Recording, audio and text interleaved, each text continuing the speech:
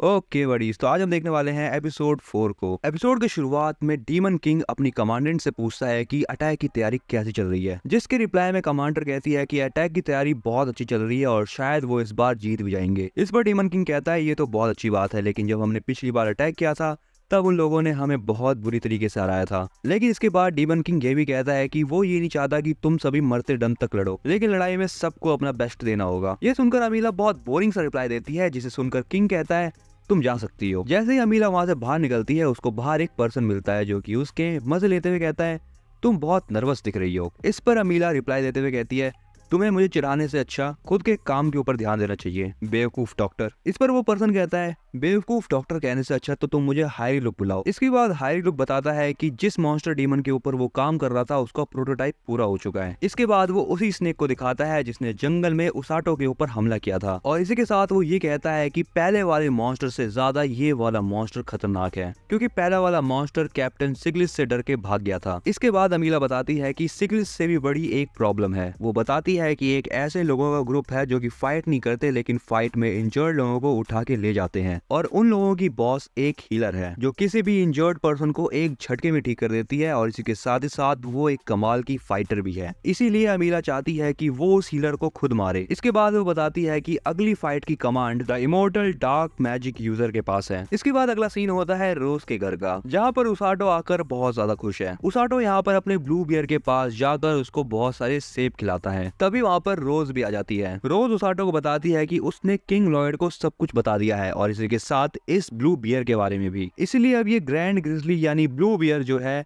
Rescue squad की property है। रोज यहाँ पर उस ब्लू बियर को डराते हुए कहती है कि ये यहाँ पर रह सकता है, लेकिन इसको काम भी करना पड़ेगा। और इसके बाद अगले सीन में रोज उस भालू को उसाटो की ट्रेनिंग में ऐड कर देती है। मतलब ये कि अब उसाटो को उस भालू को अपनी पीठ पे उठा के भागना पड़ेगा। अब यहाँ पर उसाटो भागना शुरू करता है, लेकिन वो बहुत धीरे भाग रहा था, जिसे देखते हुए रोज उसको अपनी स्पीड बढ़ाने के लिए बोलती है। जैसे ही अब यहाँ पर उसाटो अपनी स्पीड बढ़ाता है, तब यहाँ पर रोज स्क्वाड के 2 मेंबर उसके ऊपर अटैक करने की कोशिश करते हैं। जिसे देखने के बाद उसाटो उनसे पूछता है कि तुम दोनों क्या कर रहे हो। इस पर वो दोनों ये बताते हैं कि असली बैटलफील्ड में तुम्हारी यही कंडीशन होगी। ये चीज सुनने के बाद उसाटो अपनी स्पीड बढ़ाता है, लेकिन वो दोनों तब भी उसके ऊपर अटैक करे जा रहे हैं। उसाटो को भागते हुए अभी 1 घंटा बीत चुका है, और अब यहाँ पर पूरा रोज स्क्वाड मिलकर उसके ऊपर अटैक कर रहा है, जिसके उसकी ट्रेनिंग अच्छी हो सके। अब इसके बाद उसाटो बहुत देर तक भागता है, और भागते भागते उसकी हालत इतनी खराब हो जाती है कि वो एक जगह पर जाके गिर जाता है। उसाटो की ऐसी हालत देखने के बाद रोज उसे बताती है कि बैटलफील्ड में तुम्हारी हालत और भी ज्यादा बदतर हो सकती है, क्योंकि जो इंसानी शरीर होता है वो फ्रस्ट्रेशन और एंजाइटी की वजह से बहुत जल्दी थकता है। और इसके बाद वो उसाटो को हील कर देती है, जिससे कि वो दोबारा भाग पाए। इसके बाद उसाटो उस भालू को अपनी पीठ पर उठा के शहर के अंदर भागने लगता है। अपनी पीठ पर भालू को लेके भागता हुआ देख उसको सभी लोग देखने लगते हैं। भागते हुए उस भालू को फ्रूट की स्मेल आती है, जिससे वो भालू अपनी नींद से जाग जाता है और उसाटो को उसी तरफ जाने के लिए कहता है। जैसे ही उसाटो उस दुकान के पास पहुंचता है, वो शॉपकीपर से कहता है कि इस फ्रूट का क्या नाम है। वो शॉपकीपर बताती है कि इस फल का नाम है पर्ल्स। इसके बाद उसाटो एक और क्वेश्चन पूछता है। वो शॉपकीपर को कहता है कि मैं अपनी पीठ पर ये भालू लेके घूम रहा हूँ जो कि एक मॉन्स्टर है, लेकिन तब भी इस चीज को देखकर कोई डर नहीं रहा, ऐसा क्यों है। इस पर वो शॉपकीपर कहती है कि तुम्हारी ड्रेस को देखकर सबको पता चल गया है कि तुम रेस्क्यू स्क्वाड के मेंबर हो, और तुमसे पहले भी बहुत सारे लोग आए थे जो कि ऐसी ही ट्रेनिंग करा करते थे। इसके बाद वो शॉपकीपर उसाटो को एक फ्रूट पकड़ा देती है, जिसके बाद उसाटो वहां से चले जाता है। उसाटो अब यहाँ पर भाग ही रहा होता है, लेकिन तभी उसका पीछा एक आदमी भी कर रहा होता है। वो आदमी उसाटो को रोकने की कोशिश करता है, लेकिन उसाटो रुकता नहीं है। ऐसे ही करते करते वो आदमी उसाटो का बहुत देर तक पीछा करता है, और तभी उसाटो पीछे मुड़कर देखता है। वो आदमी उसाटो को कहता है कि उसे उसाटो से कुछ बात करनी है। वो आदमी उसाटो को कहता है कि मेरा नाम ओरगा है, और वो रोज के ही रेस्क्यू स्क्वाड का एक हीलर है। इसीलिए वो उसाटो को बताता है कि वो उसका सीनियर है। उसाटो ओरगा को बताता है कि वो रोज ऐसी ट्रेनिंग करता है अपनी स्ट्रेंथ बढ़ाने के लिए। ये सुनने के बाद ओरगा शॉक हो जाता है, और वो बताता है कि रोज की ट्रेनिंग हर कोई नहीं कर पाता। ओरगा उसाटो को बताता है कि ओरगा और उसकी बहन टाउन में रहकर ही लोगों को ठीक करते हैं अपनी हीलिंग मैजिक से। ओरगा बताता है कि उसकी बहन उससे 5 साल छोटी है। ओरगा दूसरों को तो ठीक कर लेता है अपने हीलिंग मैजिक से, लेकिन खुद को नहीं कर पाता। उसाटो ओरगा से पूछता है कि